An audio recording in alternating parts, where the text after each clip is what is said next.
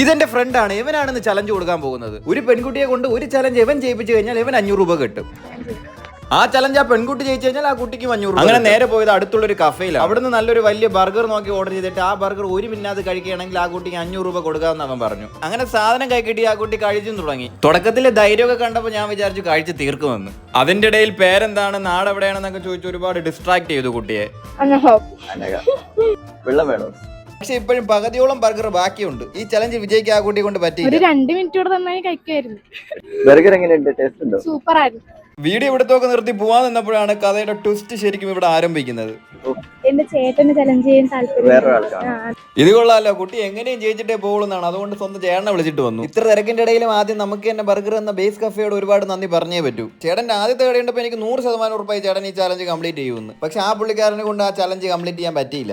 വലിയ burger 1 minute കൊണ്ട് കഴിക്കാൻ പറ്റുമോ? പറ്റും. പറ്റുന്ന നിങ്ങൾ കഴിക്കും.